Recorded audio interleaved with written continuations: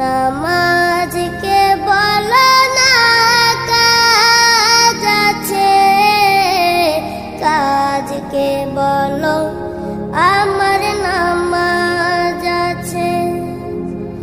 নামাজকে বলো না কাজ আছে, কাজকে বলো আমার নামাজ আছে। নারীর চাহিদা পূরণ না হইলে এই পৃথিবীতে মানব প্রজন্ম এই পর্যন্ত আইব। এটা তো একটা কমন বিষয়, একেবারেই সাধারণ একটা বিষয়। এটার জন্য নিজে বুঝি এত চরিত্রহীন হয়ে যাইতাম। ছি ছি ছি ছি ছি বেটা। আমার ভাই, আমার বাবা, প্রত্যেককে বলি, আমাকেও বলি, আপনাকেও বলি, বয়স্ক চাচা আপনাদেরকেও বলি, আপনাদেরকেও বলি, গুনাহ ছাড়েন, গুনাহ ছাড়েন, গুনাহ ছাড়েন, গুনাহ ছাড়েন, গুনাহ ছাড়েন। অপদার্থ সন্তান, এই নওজোয়ান, তুই কতগুলো সেজদা দেস নাই নাফরমান, তুই কত বড় শয়তান, কত বড় শয়তান বেটা, তুই ছোটখাটো শয়তান বেটা। যুবক, মরিলে এমন মরাই মইর, বাঁচলে এমন বাছাই বাইছ।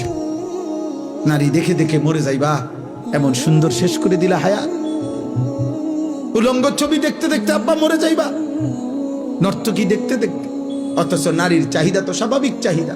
এই পৃথিবী বড় স্বার্থপর, কারো হাতে সময় নাই। স্বার্থপর এই দুনিয়া, কারো হাতে টাইম নাই এখন আর। সবাই ব্যস্ত, উপার্জনের নেশায় সবাই পাগল।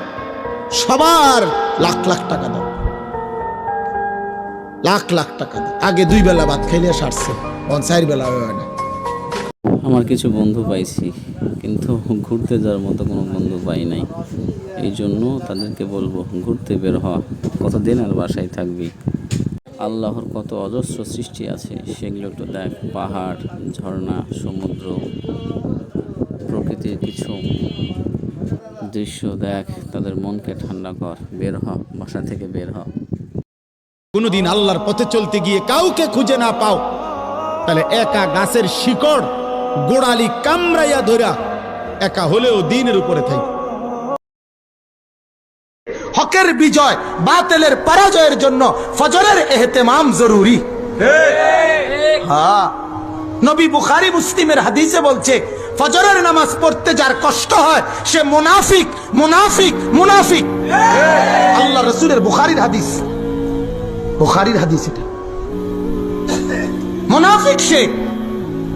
ইবনে মাজাহ শরীফের হাদিস আছে, আল্লাহর নবী বলছে, যেদিন ঈসা নবী আসমান থেকে নেমে আসবে, ইমাম মাহদী আর ঈসা নবী মিলে দাজ্জালের বিরুদ্ধে লড়াই করবে, আর দাজ্জালকে হত্যা করে আল্লাহর এই পুরা জমিনের মধ্যে, পুরা জগতের মধ্যে ইসলামের রাজত্ব প্রতিষ্ঠিত করবে এই 2 জন, মাহদী এবং ঈসা।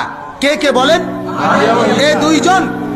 এবং দাজ্জালকে হত্যার পরে, যেদিন দাজ্জালকে হত্যা করার জন্য আল্লাহর কুদরতে দ্বিতীয় আসমান থেকে ঈসা নবী নেমে আসবে, মাহদীর পক্ষে যোগ দিবে, আর মাহদীর বাহিনী নিয়ে এরপরে দাজ্জালের বিরুদ্ধে লড়াইয়ে বের হবে। আল্লাহর কসম, আল্লাহ রসুলের হাদিস, যে ওই ঈসা নবী আসমান থেকে নেমে আসবে, মাহদীর পক্ষে লড়ার জন্য দাজ্জালের বিরুদ্ধে বের হবে। যখন নামবে ঈসা নবী, ওই টাইমটা হলো ফজরের ওয়াক্ত, ফজরের ওয়াক্ত, ফজরের ওয়াক্ত। এটা হাদিস, এটা হাদিস। হ্যাঁ, ঈসা নবী প্রথম দ্বিতীয় আসমান থেকে আসবে। ঈসা নবী দ্বিতীয় আসমানে আছে। নবীজি মেরাজের রাতে যাওয়ার সময়, আসার সময় 2 বারেই ঈসা নবীকে দ্বিতীয় আসমানে দেখছে। কথাবার্তা হইছে, মুসাফা হইছে। কথা বুঝছেন? 2 জন নবী আছে, ছিল দ্বিতীয় আসমানে নবীজির মেরাজের সময়। একজন ঈসা নবী, আরেকজন ইয়াহইয়া নবী, এই 2 জন। তো আল্লাহর নবী বলছে, ঈদ নাযালা ঈসা ইবনে মারইয়াম আস-সুবহা, তোমাদের কাছে ঈসা নবী নেমে আসবেন ফজরের ওয়াক্ত, এবং ইমাম মাহদীর সাথে ফজরের নামাজ আদায় করবেন। ফজরের নামাজ আদায় করে ফজরের মুসল্লিদেরকে নিয়ে দাজ্জালের মোকাবেলায় বের হবে। ওই সময় 8টা বাজে, ঘুমের থেকে উঠে যেই নাফরমান তে আইয়া কি পাইব?